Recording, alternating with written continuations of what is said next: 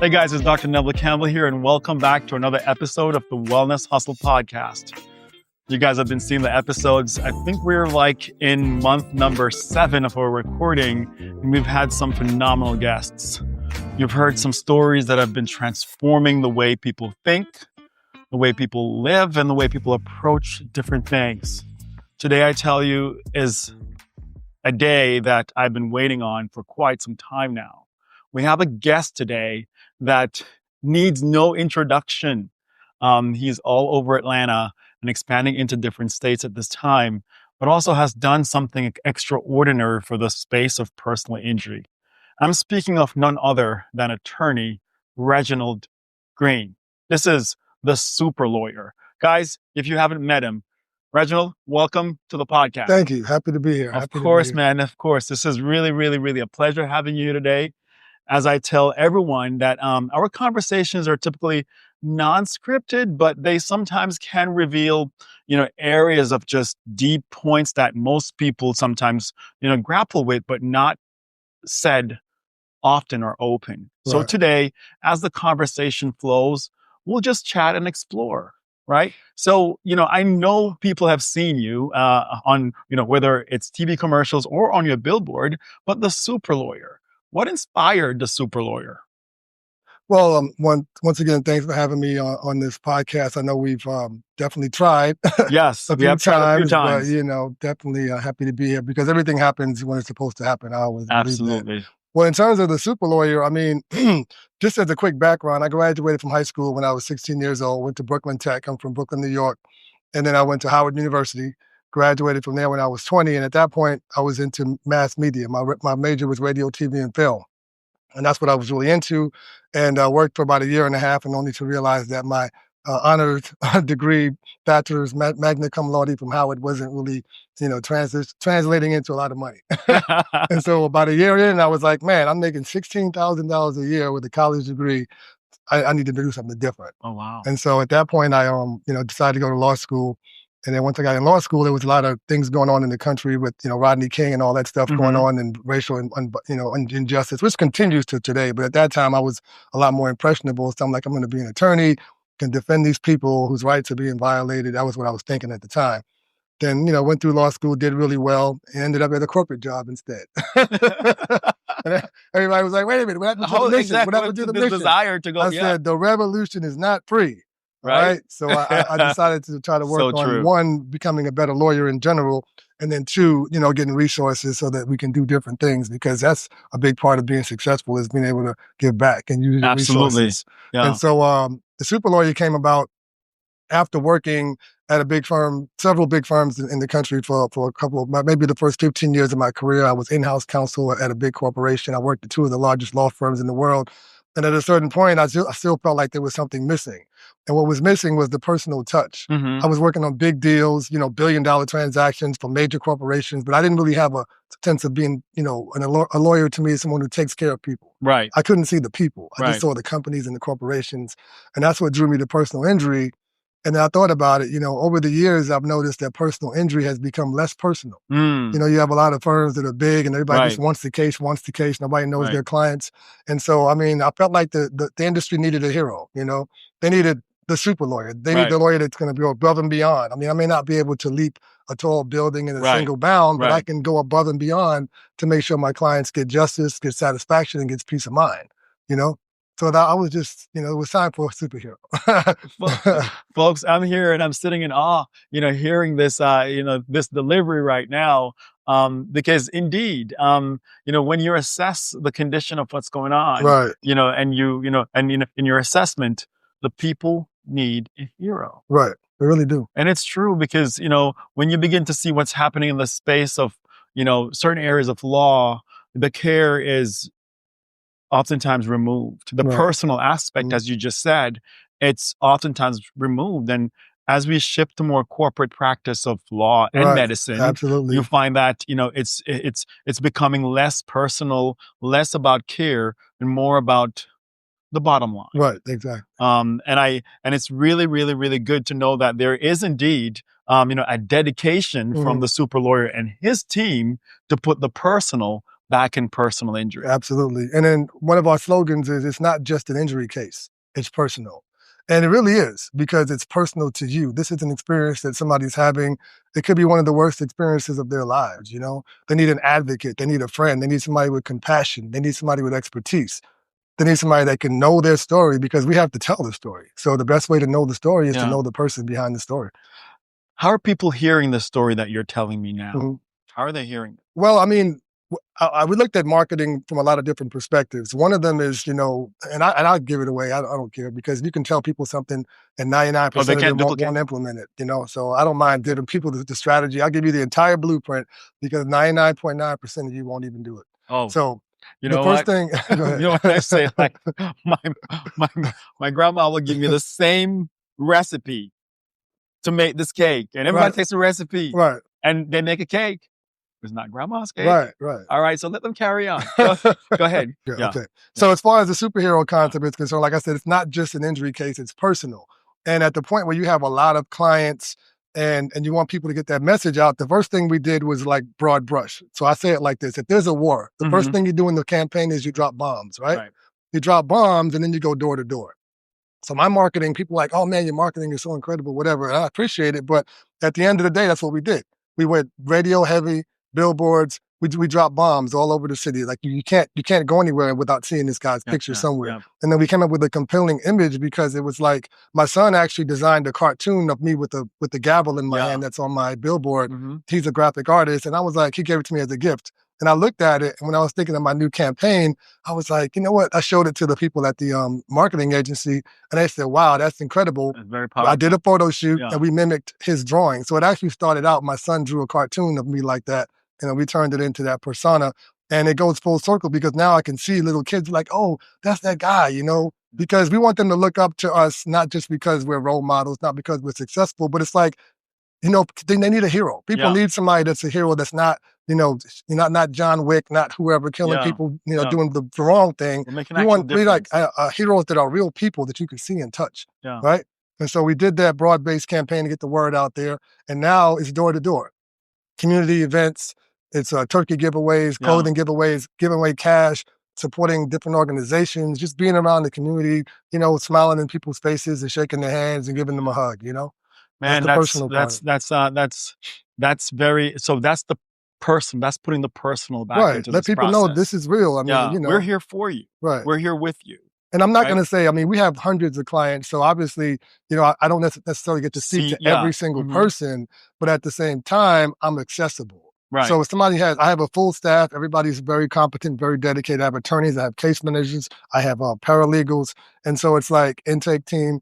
At the end of the day, if you need to talk to me about your case, I will talk to you about your case. But at the end of the day, if my team is doing their job, they're a representation of me. So you're going to feel that same, personal touch to the team as well. And the culture that you've created, right? The culture is really what really translates into the quality that the people receive. So if you worked hard on creating and building a culture, where, everyone is concerned about putting that personal back, concerned about listening and hearing that and getting in and following up with the clients and make sure that they're doing their very best. Then that means that whatever is done, even in your absence or you're not being there physically, it's still a reflection of what you've put together. Right. The culture and the tone of the organization. Right. And in my firm, we look at it like this. It's almost like a family business, but it's not. Because at the end of the day, you want people to have expertise. So you don't just hire your sister because she's your sister.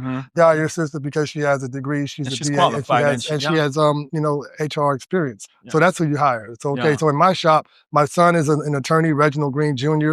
He's been out practicing probably about 4 years right now, so he's right behind me. I've got my sister who's the office manager. I have my niece who's over marketing, and she has a marketing degree. So it's like, and then I have a full team of others that support. So when my sister joined, it was almost like it helped me to grow as a businessman, because at one point I was wearing all the hats. You know how it is when you have a small business. You have to do everything. You have to sign every check. You have to dot every I, cross every T. But after a while, if you want to become bigger in scale, you have to have a team. I need an HR person. I need a head of litigation. I need a head of marketing. I need a head of finance. You know, you have to have a team, and then you're over that team, and that's the point when you become a CEO. So that's the direction we're headed in terms of, you know, putting our team together and taking the show on the road. Man, congratulations, man. Thank you. It seems like you guys are well on your way. So you recently expanded to another state, correct? Right. Yeah. So I'm licensed personally in New York, Illinois, Missouri, and Georgia, and then we have South Carolina, Texas, North Carolina, and so we have licenses in all those states. But we also have, you know, we're in the process of moving into other states as well through partnerships and strategic alliances with other attorneys. So really, I can handle cases anywhere in the country. So any state right now you can handle almost any state. There might be a one or two that we don't do, but we have cases right now. I could rattle off 10 different states where we have cases right now. So that's a big part of the expansion. And the other thing is, like, you know, health and wealth go hand in hand because sometimes people see wealth as this material thing. Do you have this car, this house, this portfolio of investments, this real estate, whatever? But at the end of the day, if you don't have health, none of that really matters, right? And so, like, maybe 3 years ago, I had a scare myself that kind of changed the whole trajectory of my life because I almost lost my life. I came back from a trip. I was on an extended vacation, and I came back and I caught something there. Well, it was a parasite. It was something. But I came back and I was gravely ill. Oh, wow. And I ended up going to the hospital. I was on life support for 5 days.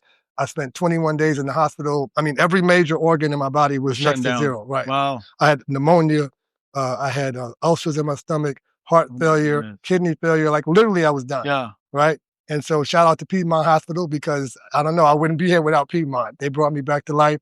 My family support system was there. I was never in the hospital 1 minute without at least one family member there. Being there, gotcha. Absolutely. That's one thing my mom always said. If anybody ever gets sick, everybody needs to come in there and watch and make sure everything's done right. So the hospital was like, who is this guy? I mean, he has around-the-clock, you know, surveillance, whatever. And then they realized, oh, that's the super lawyer? So I got the white glove treatment. You got a lot of love. Oh, yeah, absolutely. But the story is, I walked in feeling sick, weighing 205 pounds. I left the hospital 21 days later in a wheelchair, weighing 168 pounds. Yes, sir. And when 21 days, I couldn't walk, I could barely talk, I couldn't swallow. I had to learn how to walk and how to swallow all over again. And so I'm sitting here thinking about it. And as I'm sitting there going through my rehab for the first few months, it was kind of surreal, because just watching somebody walk, whether it was a little child, whether it was an old man, just watching somebody go like that, to me, I was just sitting there like, people don't know how hard that is. Wow. You don't know how hard it is, because when you were a kid, you learn how to walk, you fall down, you get up, you fall down, you never give up, you eventually walk. But to have to do that over again. As an adult, that was tough. And I couldn't even, and because I had the tube in my throat when I was in the coma, I couldn't swallow. So trying to remember how to swallow again, because nobody taught you that. When you were young, you just, you know, naturally swallow. Imagine if somebody says, okay, learn how to do that again. How do you describe that to somebody? So anyway, so after that, I mean, health was always a big thing for me. You know, but after that, the rehab process turned into a whole new lifestyle. So I was okay. I don't want to weigh 205, but I don't want to weigh 168. So now my carrying weight is like 185. Gotcha. Right. Yep. And so and from the rehab, I started to work out regularly. So now I work out. I hate to say I work out every day, because you don't want to scare people. You know, the average person sees you like, oh man, you look like you're in great shape. How often do you work out? Oh, every day. Oh my God. They're going to give up. They're going to be like, I'll just have to stay like I am, because I can't commit to every day. Right. But so even though I would say that, the reality is just something consistent. Right. You know, whether it's 2, 3, 4 times a week, whatever, just keep it doing it consistently. Yeah. And every day you have to get up and you have to move. You have to watch what you put in your body. So, I mean, that's the thing now. I'm glad to be here with you on this podcast, but I want to let people know that health is wealth. Amen. They say, you know, you can have 100 problems until you have a health problem. And then you just have. And that becomes your only problem. Right, exactly. I mean, God has a way of just, you know, using health to redirect, bring us back to course. Right. Do you feel that during this time when you were sick, what sort of help, aside from your family help, was faith and absolutely faith part of this process of recovery? Faith was a big part of it, because I mean, everybody around me was praying and they were like, "This isn't your time," and I felt it. But I went through. It was almost like a death drill, like a fire drill. It's like, because I literally thought I was dying. Yeah. So I'm on the deathbed. I'm like, oh no, nobody knows how to access the accounts. Nobody can write a check. I mean, this is what I'm thinking of. I'm literally in the hospital, knowing that payroll was happening while I'm in this predicament. And how do I get everything to my sister so she can get access to everything? Yeah. And so it forced me to release because I had to. I had to like, okay, here's the password, here's the code. I'm sitting there half delirious, but still trying to make sure my employees get their check on time. You know what I mean? And make sure my clients are still handled and taken care of. My brother's a lawyer. He lives in Pennsylvania, but he's a defense lawyer. So he came down. He was like, we were going over some. He was like, okay, now this and that. I think I might have settled the case while I was in there. So I mean, I'm in the hospital, but at the end of the day, I still care about my people. Amen to that, my team. Want to make sure they got paid. My clients, I wanted to make sure that they handle what they could handle, and it was just like a wake up call to understand I've got good people around me, but also to be able to trust people. Gotcha. You have to trust people. You have to let go of certain things because you can't wear all the hats. You cannot. And be a jack of all trades. Sometimes you have to specialize and learn how to delegate. Yeah, no, absolutely. That's key. Going back to, when you were there, especially the first week of being there, and you start declining to the point where they had to put the breathing tube in. Well, as this process was happening, and all of this was rapidly, I guess, spiraling down. Did you at any moment think to yourself, or not think, but just ask God, why me and why now? Right. I didn't think about it from the point of view of why me, why now, because I feel like everything happens when it's supposed to happen. Gotcha. I was almost accepting like, wow, I didn't think it was going to happen like this. I don't think I'm ready, but give me a chance to get everything together. And so I'm literally trying to get my affairs together. Before, and I'm like, if this is my call, if you're calling me now, okay, but I don't think I'm ready yet. Gotcha. And then my daughter, she was the biggest prayer warrior. She was like, it's not time yet. It's not time yet. And so eventually I accepted that it's not time yet. And then the faith of healing started to take over me. Because initially I was like, you're giving up. A wrap. Yeah, I was done. And then I was like, well, maybe I'm not so done. And then I was like, you know what? I can do this. And then it's crazy because literally just standing up. I couldn't even stand up. I mean, there's a big machine. I forgot what they called it. And it's like a big, like almost like a mechanical thing. And you get in and it helps you to stand up. And then when I said I was ready to go home, and my aunt was like, if you think you're going home with that thing right there, you're crazy. That's not walking. I don't know what you think you're doing, but you're not walking right now. I was like, yeah, I'm walking. I was on the machine thinking I was walking. And she was like, you're not walking. Until you can walk without that machine, or at least try to stand up without that machine, we're not going anywhere. So it was a big thing to just get out of the hospital. And after a while, like I said, once I accepted that I have faith that this is not the right time for me, then I started feeling better. And it's like a computer, when you turn it off and turn it back on, and all the programs start coming in. Activate. So over a period of about, I would say maybe 8 to 12 months, I kept going back in, and the test results better and better and better. And like now, I'm on top of everything. Amen to that. Yeah, Amen absolutely. to that. Now, looking back, before that tough time that you went through, certainly there must have been other times in your life, whether it's some financial scares or family scares, etc. When else have you been tried and tested in a manner like this? I think it's the trials. They continue. I feel like every time I'm ready for a big breakthrough, I feel like there's a big setback. And it's like, after a while, I was like, why does it seem like everything is always about to fall apart before it gets better? And then I thought about it, and just because that's what happens. That's I mean, you know what I mean? If you want, like right now, everybody's talking about the East Wing of the White House. Okay, it's been there for a long time. People have feelings about whether what should or should not have been done to it. But before you rebuild it, you got to tear it down. Right. So sometimes that tear down is a setup for something that's even bigger and better. And in my life, every time I've been faced with a significant challenge, it's always been at the precipice of something bigger and better. You know what I mean? Amen. And the fact that you don't give up at that moment, that's how you find out. But if you give up at the moment of adversity, you never get to the point of the celebration. Beyond that, yeah. Folks, you've heard it from the man himself. The super lawyer. The super lawyer. Well, before we wrap it up, I have another question for you before we wrap this up, because this has been really good. But I do want to get a little bit into, you mentioned earlier that your son is also an attorney in the firm, and he's working with you. Oftentimes, parents have a tough time, providing sort of that career sort of modeling or role modeling to their children. Typically, the children go a complete opposite direction because of what they've seen, especially if it's professional parents who are first generation professions because they have to do so much, work so hard. Time becomes a valuable commodity where you're not necessarily there with them a lot, but you seem to have done it differently where your son also became an attorney. Right. How was that process? Was that an easy process? Well, like you said, you can model the behavior, but a lot of times they make a 90-degree turn just because, And so in my case, I wasn't someone who always wanted to be an attorney from when I was small. When I was a little kid, I wanted to be a fireman. Back in New York, they used to have the big long fire trucks, and the guy that would steer the back, that's the guy I wanted to be. The guy on the back. I'm like the cool guy guy. driving the back of the fire truck. I wanted to be that guy.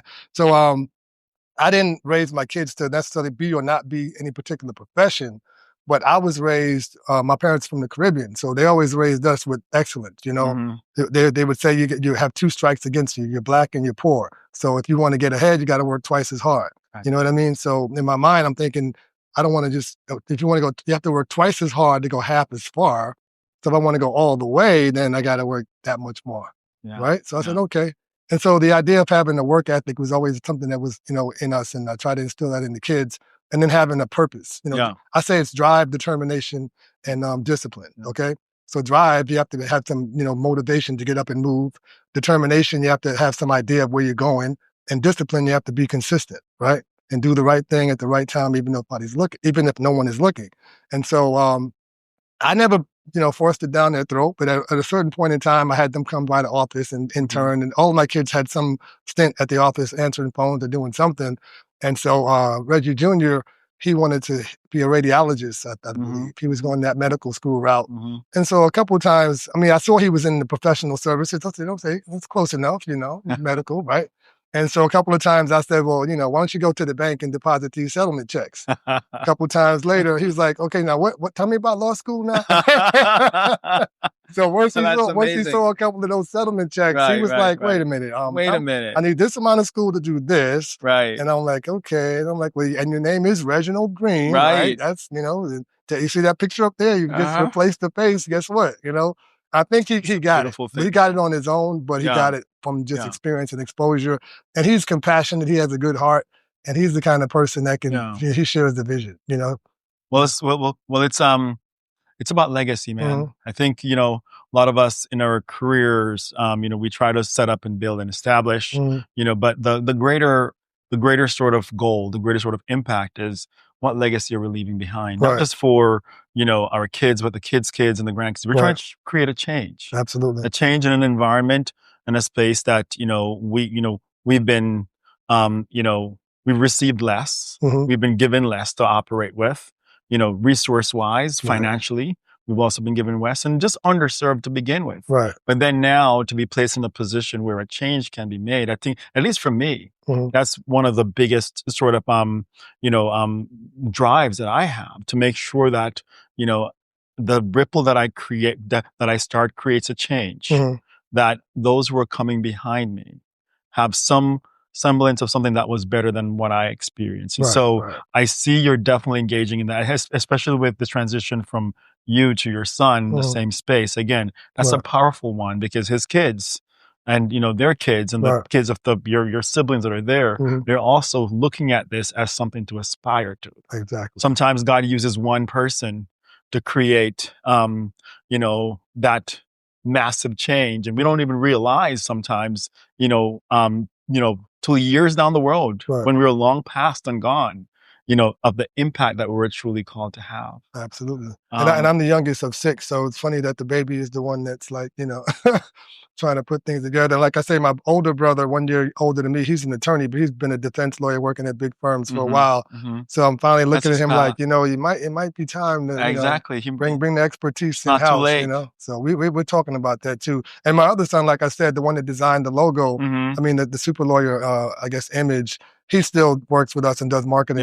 That's his thing, graphics and marketing. That's a big part of it too. So, he's able to pursue his passion, but still expertise he can bring. He can still bring expertise to us. And collaborate with the family. Absolutely. So he has his work he does for his firm, but then he also does work with us too. So it's really great. At the end of the day, like I said, we're here to serve people. Yeah. Whether it's an auto accident, truck accident, slip and fall, medical malpractice. Anytime you get hurt and someone else is to blame, you know what you need to do? Call the super lawyer, Reginald Greene, for personal service, maximum recovery, and the best possible results. And what number can they find you? Oh, they can find me everywhere. TheSuperLawyer.com is the best place. THESuperLawyer.com.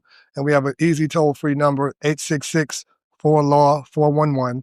That's 866-452-9411 on all social media platforms. He is the super lawyer. Ask Alexa, ask Copilot, ask, who's the other one? Ask Siri, ask them all. Who is Reginald Greene? Who is Attorney Reginald Greene? They'll tell you. Attorney Greene, I thank you so much for sharing your time this evening. Doctor. Folks, you've heard it from the man himself, the super lawyer. Again, this was a very, very, very powerful episode. Thank you for sharing the stories. Absolutely. And I really am looking forward to another session because there's certain more questions that we have, but given the limitations in time. But what stood out to me just the most of what we've discussed is, the intention in setting up a structure that the family is participating. Mm-hmm. In the US and in other, first world countries, there's a push to grow up and then leave. Right. We leave. And then we leave mom's house and we go elsewhere. And now we then hire a babysitter, some random person that we don't know. Mm-hmm. We hire a teacher or someone to come in. Whereas in other cultures, the babysitter is grandma. Right. And the teacher is uncle. Right. And so the resources are there with the family members. But of course, in the first world countries, you're told don't stay home or don't stay within proximity. That's a bad thing. Mm-hmm. But it's really destroying the power that we have in the family unit. That's Certainly, it's something that I wish I had access to, where I had my brother, my sister, my siblings, that we're all participating now in a business structure. That's not the case. And I've talked about it several times about if had to go back and do this all over again, we would try it that way. Right. So my commendations, man, and I look forward to continue collaborating with you. Sir. Again, guys, the super lawyer, the man, the myth, and the legend, Reginald Greene. In the flesh.